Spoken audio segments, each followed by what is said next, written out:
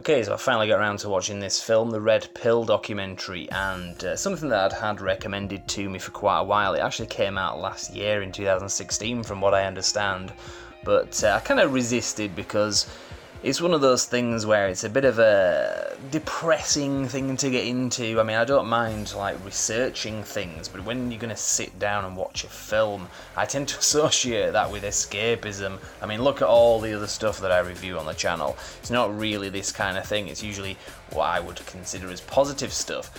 So I was a bit reticent to review this and to watch this at the very least, but nevertheless I did anyway, and really glad I did, to be honest, because I want to recommend this, and I couldn't really do that obviously without watching it. So I think that one thing that I want to mention just from the beginning here is that the problem with this at face value is it can so quickly descend into men versus women. And what's great about this documentary is that it does not do that.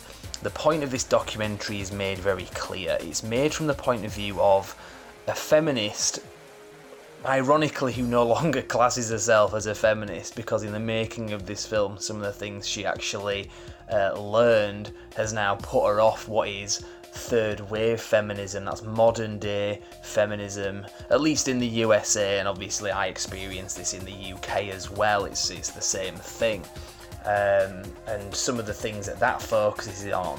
That's not the purpose of my video here to talk about that, but this film does actually put the point of view out that this is not a men versus women issue. This is the men's rights movement basically trying to reset some balance, because a lot of issues that are exclusively male issues, like parental issues from the point of view of a father, from work-based fatalities, from a lot of accusations that are getting thrown against you to relationships, that kind of thing, are exclusively male issues. Not because women are evil, but because only a man can technically be in that position.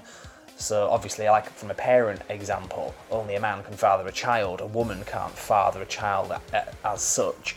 So basically, that's kind of the point of this film really, and it does a very good job of keeping it at the issues, because like I say, usually in any kind of debates or conversation, this is why I stay out of it on social media. I just don't get involved, despite all the baiting that goes on.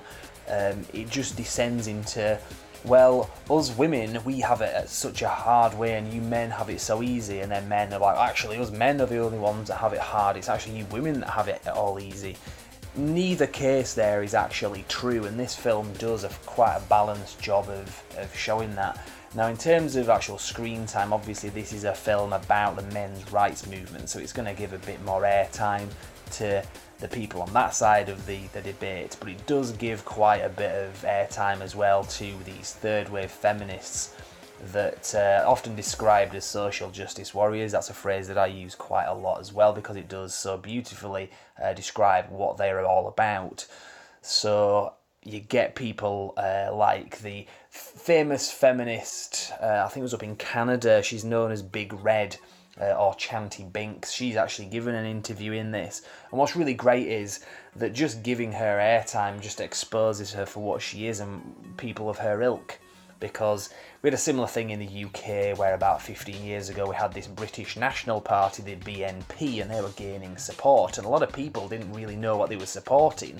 It wasn't until Nick Griffin, leader of the BNP, was actually given a public platform on the BBC that his support went down, because people then got to see what he was about. So it's great that this film does actually give enough rope to the third wave feminists to hang themselves with just by letting them speak.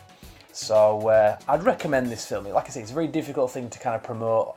Part of me would just love to just post this on my Facebook and say, hey, everybody watch this, but at face value it does look like you're kind of gender baiting a little bit, even though that's not actually what you're doing. And then the people that actually do get involved in gender baiting then come out of the woodwork, and it just gets ugly, and before you know it, you're falling out with family members and friends and colleagues and all that kind of thing. So between me and you watching this, I recommend this film. Can't recommend it enough, to be honest.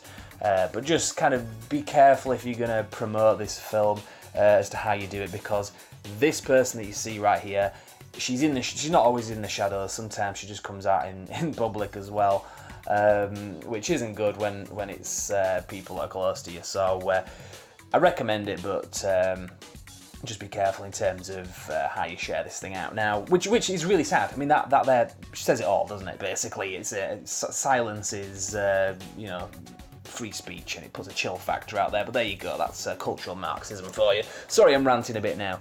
Now, availability of this film. It's difficult to get a physical copy in the UK. There are multi-region versions that you can get from the official website. So if you just Google the Red Pill documentary, there is an official website, there's a Facebook page, all that kind of stuff. But you can watch this legitimately on Amazon Prime. If you're a Prime member, you don't have to pay any extra, and it's also available on a number of other platforms, streaming platforms as well. So check it out on there.